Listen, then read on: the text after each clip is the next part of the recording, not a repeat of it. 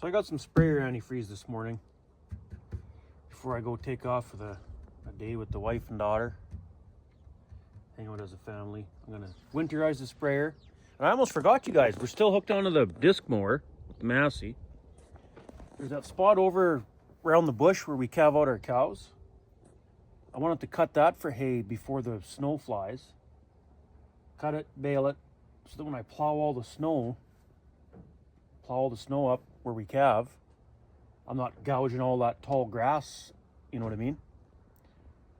Try salvage some of that grass. Anyway, cut it now, and it's not going to grow back now. That field hardly grew back at all summer, lack of rain, so it should be decent around where we calve out the cows, because it's, you know, a lot of cow shit and fertilizer. So the grass should be decent there. We'll try to get this sprayer winterized, cut that little bit of grass, hay or whatever over where we calve out the cows. Shouldn't take long. A couple hours should be done. So fire up the sprayer, and then what I do is I throw the pails in the bucket of the Massey, whatever tractor, lift it up to the sprayer there and dump them in that way. It's just easier than packing them up that frickin' thing. So let's fire up the sprayer and fire up the Massey, and let's get going here. Okay, we got her folded out.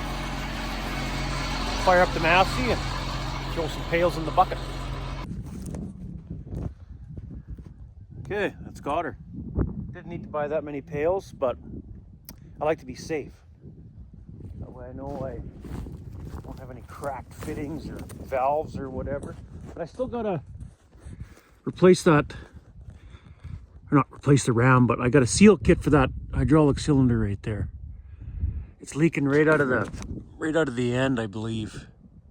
Well, at least I think it is. Maybe it's just the hose.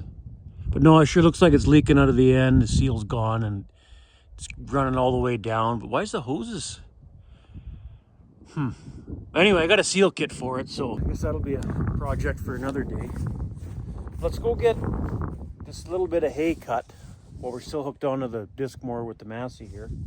It's just over there. There's not much to cut. It just seems like a waste if the grass is, you know, like this tall here, and I go plow all the snow, right? Plow all the snow, all that grass gets torn with it and piled up, and the cows, they could eat that, right? So it just makes sense to me to go cut whatever's there for hay, and then when I plow it, it'll be shaved right down to the ground and there won't be no grass in it really. So that's the plan anyway. Let's go get her done. Yeah, so right here, see, we got this fenced, the bush basically fenced off. So it's kind of a horseshoe shape in there. And you can see the grass is pretty decent right in here. We'll cut all the way along, around there, and then back.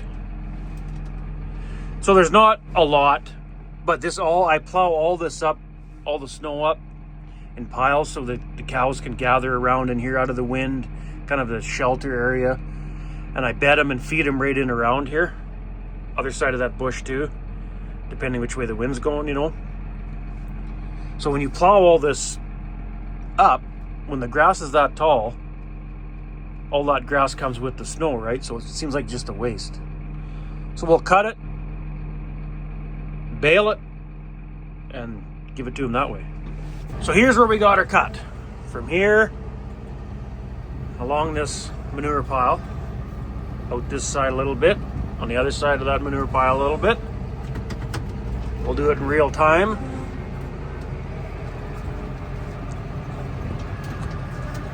And all the way around, over this way, on both sides of the manure piles.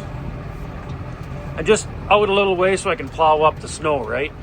Now, if you're wondering why I don't just put the cows in here to let them graze it first, because then they'll graze the whole field too. Like, you can't just keep them grazing this unless you fenced it off, and I'm not going to do that. And I want to save this grass for spring during calving. The goal is to not feed the cows while we're seeding. But since we had hardly any rain this past summer, this grass hardly grew back. So it looks like I'll be feeding them after all. And then I kept this I like to keep this field just in case the other pasture they're in, which is just over there, runs out of grass. I can always put them into here if I have to, if we're that desperate for pasture, right?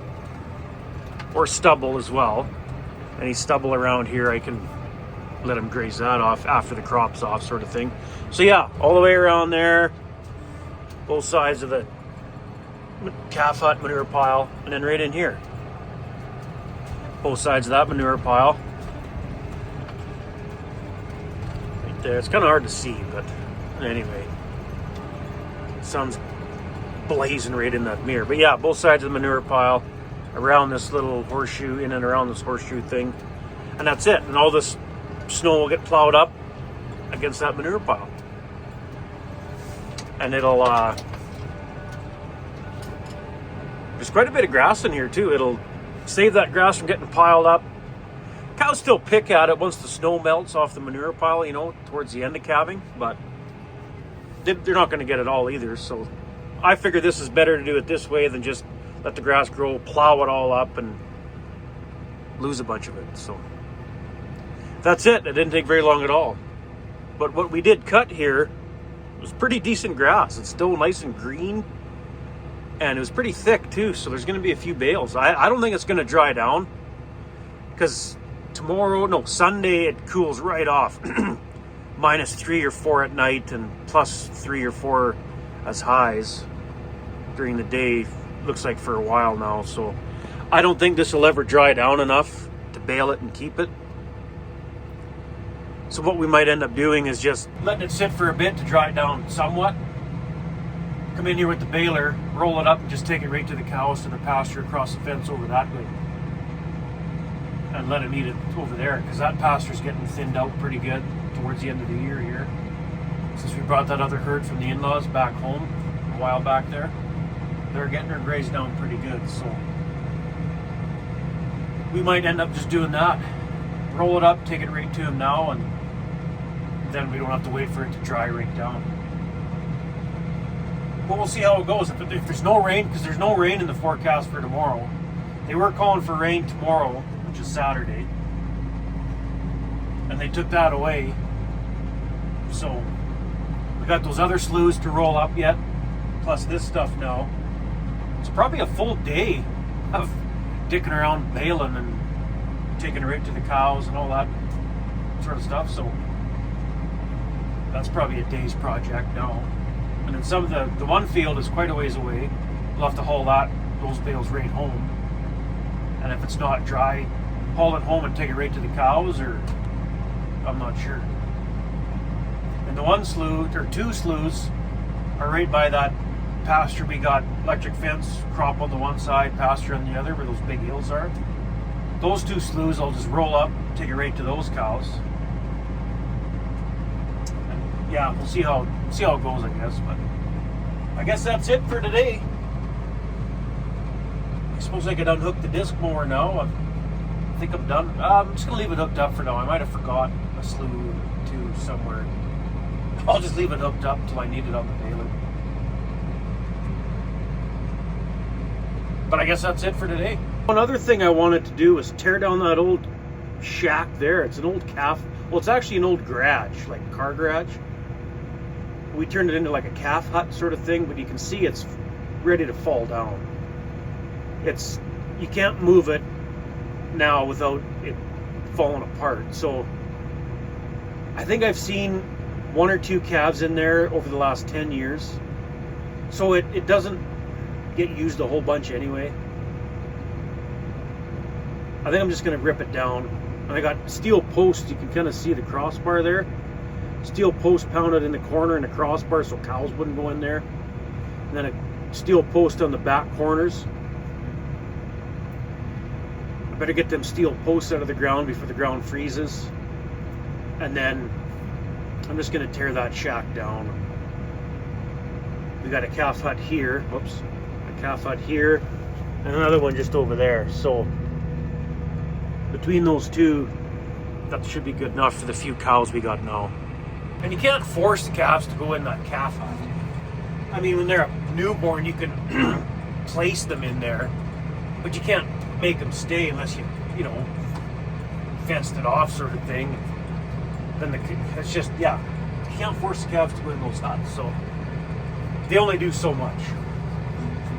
But I have seen them when it's storming out. Some of the calves, when they get a little bit older, they'll catch on and go stand in those, lay in those calf huts and stuff. But it seems like the newborns won't go in there. They got to be a little bit like a 2-week-old calf or so, 3-week-old calf or so for them to go in that hut when it's a storm. Otherwise, the newborns just lay right beside their mother and don't really move. So calf huts only do so much. Anyway, that's about it for today, I guess. Hang out with the wife and daughter the rest of the day.